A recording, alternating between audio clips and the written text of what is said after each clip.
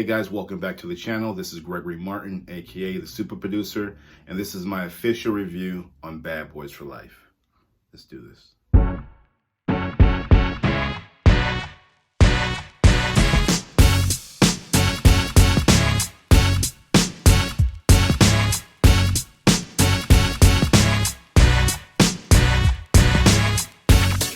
Hey guys, welcome back to the channel. Like I said in the intro, this is my official review for the movie Bad Boys for Life. So, the movie stars Martin Lawrence, Will Smith, Mike Lowry.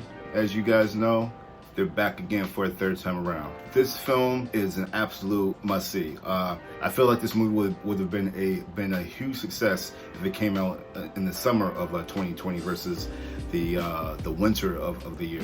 But either way, the film is definitely what the doctor ordered just to get the year started. You know, if you're familiar with the old franchise, this movie, you know, it doesn't pick up right after. That's one thing that I really liked about the film. So the film, it shows that these guys have aged. It shows that these guys have been weathered by, you know, their actions, you know, throughout the 25 years absence of the previous film, and the film leans into that these guys are older. They're not the young pups as they were. You know, it shows, you know, Will Smith's character still trying to hang on to that past life, but you know, Martin Lawrence's character, you know, he's over it. He's ready to move on. He's really ready to retire. You know, he's been shot at enough. He's killed enough people. You know, and he doesn't understand why Mike still wants to continue on.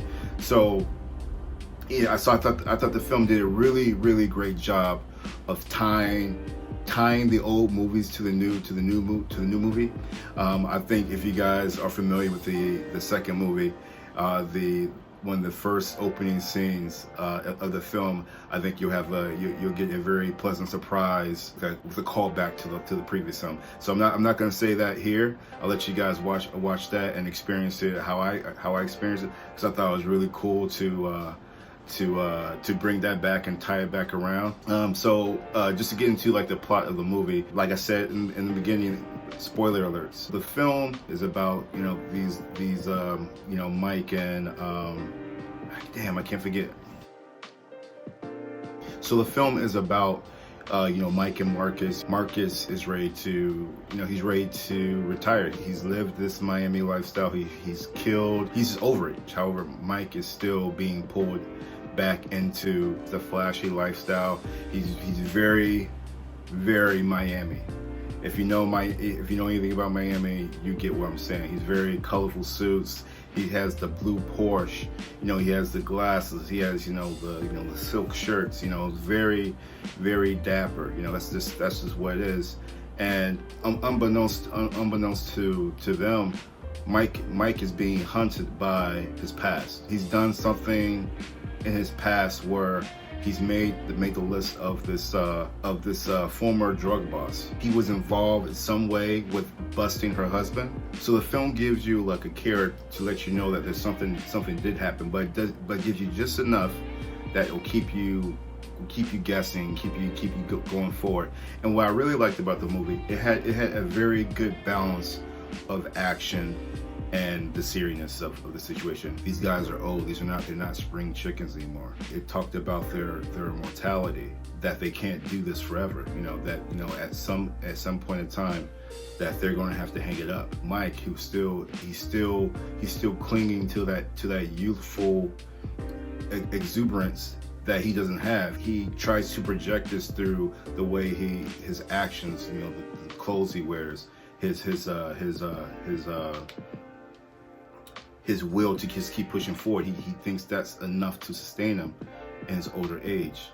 And what really humbles him or takes him down the peg is when he's shot 3 times and nearly dies. You know, he's shot down, and as an audience member, I was like, holy shit, is he gonna make it to the end of the movie? I thought this is Bad Boys for Life. I thought, you know, for sure that he was gonna die and they're gonna continue on with Marcus. And in my head, I'm thinking, you know, how's this going to work out? How are they going to do this with, you know, with just Marcus? Are they going to find are they going to introduce some other characters that are going to kind of take the reins?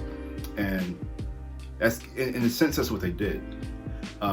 So, you know, fortunately, you know, Mike didn't die. You know, we see him in the hospital. It takes like 6 months for him to heal from his gunshot wounds. But who attempted to kill him, this wasn't an accident. These bullets were specifically designed to kill.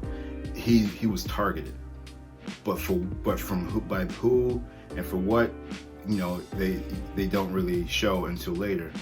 You know, this movie was really heartbreaking. You know, it showed various characters from the previous movies, and you see them getting picked off, you know, one by one. Especially there's one death that happens later in the movie that you just don't see coming, and it just throws you for a loop. You know, like you're kind of invested with this character, not at the same level as, you know, Mike and Marcus, but enough where when the death happens, you really feel the gravity of the situation. You know, that these guys, the guys who are killing, you know, these cops, you know, or in attempting to kill Mike included, there's a really, you know, hardline agenda against them. What else? And even the action of the scene of the movie was really, you could definitely tell that they used stunt guys with a lot of like Mike's part, Will Smith's character's part. But I mean, it all looked seamless. You know, I mean, I'm pretty sure Will Smith was still involved with doing some of his stunts. I think there's some scenes there's just no way that they couldn't have used them. I mean, well, then again, they do have technology where they can, you know, replace the faces of actors on different actors. But I mean, I would feel that he definitely wants to get his hands involved in the making, especially the stunts of the film. You know, maybe not in the way that, you know, Tom Cruise is, but he was definitely involved with the action part of this film. Even the cameos were really good. You know, they had DJ Khaled. He was in for a scene. It was good to see him get roughed up a little bit. This was definitely a fun movie. I think with the ending that they use, I think there's definitely a chance of there being a sequel. And I think they tied it in beautifully, that this way of kind of switching over to the, you know, the younger guard. I think if they want to use the task force that they created for this film, I definitely think they will be involved in the new Bad Boys. I mean, I definitely think it would be a little bit weird making a Bad Boys 4 movie without Martin Lawrence and Will Smith, and just using these new characters that they introduced. But I think that the way that they introduced the characters, I think they gave them pretty clear personalities of who they are. So I definitely see that, you know, even though that they may move on from the franchise, that the franchise will definitely be in good hands if they do it the right way. Also, one thing I forgot, there was a Michael Bay cameo, which I was kind of surprised to see him actually in the film. I'm not gonna spoil that. I'll let you. You'll see the scene that he's in if you watch the movie. But all in all, I think it was a really good movie. It was a really fun movie. I've been saying throughout all the movies I've reviewed that all these movies have been amazing, and this is just another one was a really good film. You know, like I've been lucky enough to watch only good films so far this year, but you know, it's still got another 11 months to go, so I'm bound to come back up here and be like, this movie was shit, but so far so good. So I think we'll end it on that. Thank you for watching the video. I hope you liked it. If you did, don't forget to hit the like button, subscribe to the channel, and I'll see you guys on the next one. Peace.